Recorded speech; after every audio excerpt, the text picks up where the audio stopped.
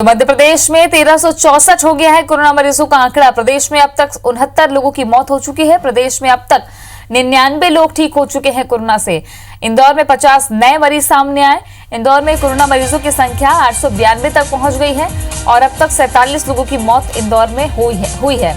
71 लोग ठीक हो चुके हैं। भोपाल में अब तक 197 कोरोना पॉजिटिव मरीज मिले हैं, जिनमें से 6 लोगों की मौत हो चुकी है। तो मध्य प्रदेश में कोरोना संक्रमण का आंकड़ा कई गुना बढ़ता जा रहा है और लगातार इन आंकड़ों पर काबू पाने के लिए व्यवस्थाओं को दुरुस्त करने की कोशिशें भी लगातार जारी है। एक तरफ सलाहकार समिति बनाई गई है, जिसमें सामाजिक पहलुओं पर भी जोर दिया जा रहा है। कैलाश सत्यार्थी जैसे नोबेल पुरस्कार विजेता उस समिति में शामिल है। दूसरी तरफ लगातार मुख्यमंत्री शिवराज सिंह चौहान बैठकें ले रहे हैं अलग अलग विभागों की, और इस बीच मंत्रिमंडल के गठन की भी अटकलें हैं ताकि सुचारू रूप से काम चलता रहे। सरकार में जो काम बटे हुए हैं उस हिसाब से काम भी लगातार चलता रहे। तो भोपाल में अब तक 197 कोरोना पॉजिटिव केस पाए गए हैं, जिनमें से 6 लोगों की मौत हो चुकी है। अकेले इंदौर में बेहद स्थिति खराब है।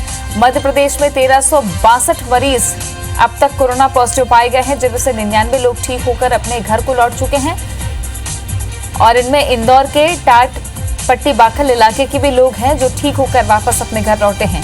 47 लोगों की मौत अकेले इंदौर में हुई है। 71 लोग ठीक हो चुके हैं। 892 का आंकड़ा अकेले इंदौर का है। बहुत से इलाके कंटेनमेंट एरिया घोषित किए गए हैं, जहां स्वास्थ्य विभाग की टीम खुद पहुंच रही है। रैंडम सैंपलिंग की जा रही है। 197 मरीज अकेले भोपाल में है। टोटल लॉकडाउन भोपाल में भी लगाया गया है। 3 लोग ठीक हो चुके हैं, 6 की मौत हो गई है। बाकी का इलाज लगातार जारी।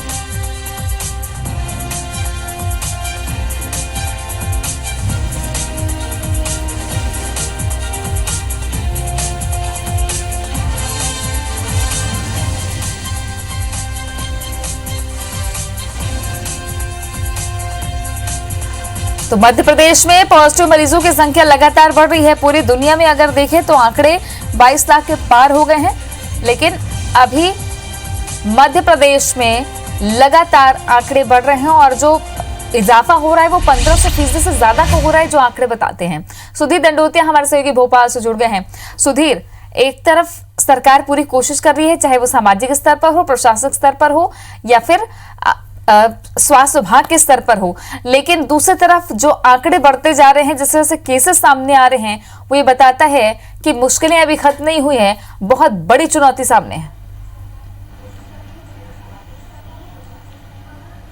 निश्चित तौर पर तृप्ति, देखिए अगर बात करें तो चुनौती मध्य प्रदेश सरकार के सामने काफ़ी बड़ी है, क्योंकि मध्य प्रदेश के अंदर 25 जिले अब तक संक्रमण की चपेट में आए हैं और 10 जिले ऐसे हैं जहां पर 10 से ज़्यादा केस मध्य प्रदेश के अंदर है। लिहाजा इनको रेड जोन में रखा गया और इंदौर भोपाल में स्थितियां जो हैं वो लगातार भयावह बनी हुई है। हालांकि इस बीच रात की बात यह है कि आज सुबह 10:30 बजे तक जो सैंपल जाँच के 102 सैंपल भोपाल में आए थे वो सभी नेगेटिव पाए गए थे। कोई भी इसमें एक पॉजिटिव मरीज नहीं था। ऐसे में थोड़ी राहत प्रशासन जरूर ले सकता है, पर लेकिन 1300 से ज़्यादा सैंपल जो है अकेले भोपाल से देश भर की लेबोरेटरी में जाँच के लिए भेजे और उनमें इस बात की संभावना जताई जा रही है कि अगर ये जांच रिपोर्ट आती है तो आंकड़ा मध्य प्रदेश के अंदर और बढ़ सकता है। अगर बात करें तो इंदौर में लगभग 800 से 92 के करीब जो मरीज है वो उनके पॉजिटिव की रिपोर्ट है। 900 के करीब भी आंकड़ा पहुंचता हुआ है। वहीं पर भोपाल के अंदर अगर बात की जाए तो अब तक 192 पॉजिटिव मरीज पाए गए हैं। अकेले भोपाल में 6 मौतें हुई हैं, पर लेकिन मौत को लेकर भी जो आंकड़ा है वो इंदौर के अंदर सबसे ज्यादा भयावह बना हुआ है। लगभग 47 से ज्यादा लोग जो है वो इस महामारी का शिकार इंदौर के अंदर हुए हैं। और पूरे मध्य प्रदेश की अगर बात की है तो स्थितियां लगातार जो है जैसे जैसे सरकार टेस्टिंग क्षमता बढ़ा रही है, वैसे वैसे पॉजिटिव मरीजों की संख्या सामने निकल कर आ रही है। सरकार ने तेजी से एक्शन प्लान तैयार किया है। खासकर अगर इंदौर और भोपाल की हम बात करें, जहां पर कंटेनमेंट एरिया घोषित किए गए हैं, उन क्षेत्रों में तेजी से स्क्रीनिंग का काम किया जा रहा है। स्वाब के नमूने जो है वो लिए जा रहे हैं और उसी तेजी से जो है देश भर की लेबोरेटरी में क्षमता से ज़्यादा मध्य प्रदेश में अगर नमूने आते हैं तो देश भर की लेबोरेटरी में उनको जांच के लिए भी भेजा जा रहा है। अकेले इंदौर के अंदर 5000 से ज़्यादा सैंपल कलेक्शन का काम अब तक सरकार के द्वारा किया गया है। तृप्ति, और भोपाल में जो आंकड़ा है वो 2500 के पार है।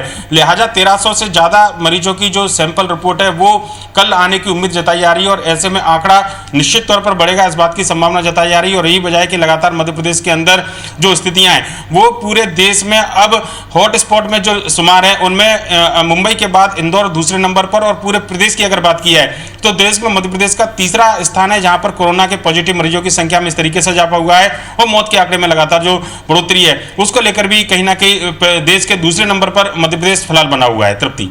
बिल्कुल सुधीर, और मध्य प्रदेश में आंकड़े जिस तरीके से बढ़ते जा रहे हैं वो बेहद चिंता का विषय है, अकेले इंदौर में भी। लेकिन खुशी की बात यह है कि लोग ठीक होकर वापस जा रहे हैं, वो भी ऐसे इलाकों से जो टाटपट्टी बाखल का इलाका है जहां बहुत ज्यादा मात्रा में संक्रमण फैला, वहां से लोग ठीक हो रहे हैं। दूसरी बड़ी बात यह है कि सरकार ने एक सलाहकार समिति भी बनाई है, कैलाश सत्यार्थी उसमें शामिल है।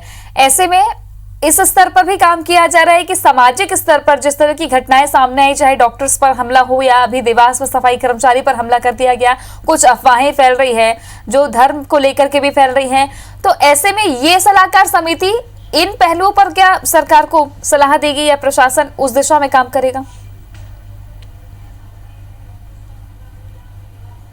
देखिए, अगर बात करें तो 13 सदस्यीय सलाहकार समिति है जिसमें एसीएच स्वास्थ्य जो है उनको संयोजक इस पूरी कमेटी का बनाया गया, और इसमें समाज सेवियों के अलावा डॉक्टर और जो एक्सपर्ट्स हैं उनको शामिल किया गया है। समाज सेवियों के जरिए जिनका प्रदेश और देश में या पूरी दुनिया में एक स्थान है, जिनकी अपील कम से कम लोग सुनना चाहते हैं, ऐसे लोगों को शामिल किया गया है। कैलाश सत्यार्थी जो कि नोबेल पुरस्कार विजेता और मध्य प्रदेश के निवासी है, विदिशा के रहने वाले हैं, लिहाजा मध्य प्रदेश सरकार को लगता है कि अगर कैलाश सत्यार्थी को शामिल किया जाएगा, चूंकि वो बचपन बचाओ आंदोलन के जरिए लंबे समय से जनता के बीच में काम कर रहे हैं और मध्य प्रदेश के कई इलाकों में उनकी गहरी पकड़ है। अगर उनको इस अभियान में शामिल किया जाता है तो उनकी अपील का असर पड़ेगा, और सामाजिक स्तर पर क्या कुछ सुझाव उनसे लिए जा सकते हैं इस महामारी को रोकने को लेकर, ऐसे में उनको इस समिति में बनाया गया है। निर्मला कुछ प्रशासनिक अधिकारी रही हैं और लंबे समय से आदिवासी और महिलाओं के बीच में वो काम कर रही हैं, लिहाजा उनकी पकड़ को देखते हुए उनको टीम में शामिल किया गया है। इसके अलावा कई डॉक्टरों को शामिल किया गया है जो कि बतौर एक्सपर्ट इस महामारी को रोकने के लिए, संक्रमण को रोकने के लिए अपनी सलाह देंगे। तो सरकार की कोशिश लगातार है। बीजेपी की बात करें तो टास्क फोर्स के बाद में सरकार की ओर से इस समिति का बनना निश्चित तौर पर मध्य प्रदेश सरकार के वो प्रयास है कि सरकार अपने स्तर पर तो प्रयास करे, सामाजिक और सरकारी स्तर पर तो प्रयास किए जाएं, पर लोगों के बीच में जागरूकता किस तरीके से फैला जाए उसको लेकर भी समिति सलाह देगी, और साथ ही साथ सरकारी मशीनरी किस तरीके से काम करे उसको लेकर भी सुझाव इस समिति के माध्यम से लिए जाएंगे। बिल्कुल बने रहे हमारे साथ सुधीर। आप लगातार हम अपने दर्शकों तक आंकड़े पहुंचा रहे हैं। प्रदेश में कोरोना से अब तक 69 लोगों की मौत हो गई है, 99 मरीज अकेले ठीक हुए हैं, और इंदौर में 50 नए कोरोना मरीज आज सामने आए हैं। इंदौर से आपको अपडेट देते हैं, शालिनी हाडिया हमारे सहयोगी लगातार कवरेज कर रही हैं। शालिनी, इंदौर में आज फिर एक 50 नए मरीज सामने आए, लगातार मुश्किलें बढ़ती जा रही हैं इंदौर में, और अभी जिस तरीके की व्यवस्थाएं देखने को मिल रही है, क्या व्यवस्थाएं हैं प्रशासन की इंदौर शहर में?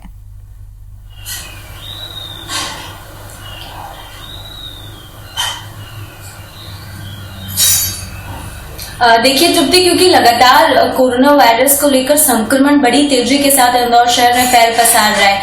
कंट्रोल होने के बजाय ये संक्रमण बहुत ज्यादा तेजी के साथ लगातार आगे बढ़ता जा रहा है। नई रिपोर्ट जो सामने आई है उसमें 50 नए पॉजिटिव मरीज मिले हैं और संख्या 892 पहुंच गई है। वहीं अगर डिस्चार्ज हुए मरीजों की बात की जाए तो इसकी संख्या 70+ हो चुकी है। हालांकि ये एक जरूर अच्छे संकेत है, लेकिन चिंता इसलिए ज्यादा बड़ी है क्योंकि इंदौर शहर के अंदर 165 से ज्यादा ऐसी जगह है जिनको कंटेनमेंट जोन घोषित कर दिया है, और यहाँ पर करीब 12 लाख लोग अब तक क्वारंटाइन है, और लगातार इन्हीं लोगों के जो सैंपल कलेक्शन का जो काम है निरंतर वो जारी है। हालांकि चिंता करने की बात त्रुटि इसलिए नहीं है क्योंकि अभी फिलहाल नए इलाकों से जो पॉजिटिव मरीज है वो नहीं आ रहे हैं, ऐसा दावा खुद स्वास्थ्य विभाग और जिला प्रशासन करते आ रही है। लेकिन इससे भी ज्यादा चिंता का विषय इसलिए है क्योंकि ये जो संख्या है वो घटने के बजाय लगातार बढ़ते जा रही है। दिल्ली से भी जितनी भी रिपोर्ट्स आई उसमें अधिकतर केसेस हमें पॉजिटिव मिले, और अभी कुछ और संख्या जिसकी रिपोर्ट्स आना बाकी है। हालांकि उसको लेकर स्वास्थ्य विभाग ने अभी कुछ भी अपना जो स्टैंड है उसको क्लियर नहीं किया गया है। व्यवस्थाओं की अगर बात की जाए, क्योंकि लगातार आंकड़ा बढ़ते जा रहा है, ऐसे में रेड जोन्स यानी अस्पतालों की बहुत ज्यादा जरूरत है जहां पर पॉजिटिव कोरोना मरीजों को रखा जाए। ऐसे में उसकी भी संख्या को बढ़ाया गया है। चोइत्राम अस्पताल हो या बीमा अस्पताल, इसको रेड जोन के लिए खास तौर पर चिन्हित किया गया है। ये निजी अस्पताल है और इसका सहयोग लगातार लिया जा रहा है, क्योंकि अभी MRTB अस्पताल है जहां पर लगातार पॉजिटिव पेशेंट्स हैं, वहीं अरबिंदो हॉस्पिटल से जहां पर सबसे ज्यादा जितने भी पॉजिटिव मरीज हैं उनका इलाज लगातार जारी है। तो रेड जोन्स बढ़ाए गए हैं, इसी के साथ साथ येलो जोन और ग्रीन जोन के जो अस्पताल है उसको भी चिन्हित किया गया है, यानी हर व्यवस्था को माकूल बनाने की तत्परता से कोशिश की जा रही है। 50 सर्वे टीम है और आज 20 और नई सर्वे टीम को मैदान में उतारा गया है। ये सर्वे टीम लगातार हर एक इलाके में जाएगी जो ज्यादा सेंसिटिव है और जो इलाके क्वारंटाइन है, और कुछ ऐसे इलाके जहां पर लग रहा है कि यहाँ पे कोरोना वायरस फैल सकता है, वहां पर टीम पहुंच रही है, जिसमें आशा उषा कार्यकर्ता के साथ टीचर्स को रखा गया है। वो नॉर्मल उनका स्क्रीनिंग कर रही है, सर्दी खांसी जुकाम जैसे सिम्टम्स मिल रहे हैं तो उनको फिर आगे की प्रोसीजर के लिए, स्क्रीनिंग के लिए डॉक्टर से परामर्श करने की एडवाइस दी जा रही है। फिलहाल जो मेन फोकस है स्वास्थ्य विभाग और प्रशासन का वो यह है कि 12 लाख लोगों तक स्क्रीनिंग कराई जाए, 12 लाख लोगों तक पहुंचा जाए। अभी के आंकड़े की बात की जाए तो करीबन 6 लाख तक लगातार जो टीम है वो पहुंच चुकी है, और अब इसको और ज्यादा, क्योंकि बहुत सारे ऐसे लोग हैं जो अभी भी लग रहा है कि ये उससे संक्रमित हो सकते हैं, हालांकि वो क्वारंटाइन में है, लेकिन एक बार सैंपल हो जाएगा तो और ज्यादा जो चीजें वो क्लियर हो जाएगी, तो उस तक पहुंचने का काम जो है तृप्ति वो लगातार जारी है। चलिए बने रहिए हमारे साथ, और अभी अपडेट के लिए शुक्रिया आपका शालिनी, और सुधीर भी हमारे साथ जुड़े हुए थे। शुक्रिया सुधीर आपका भी जानकारी देने के लिए।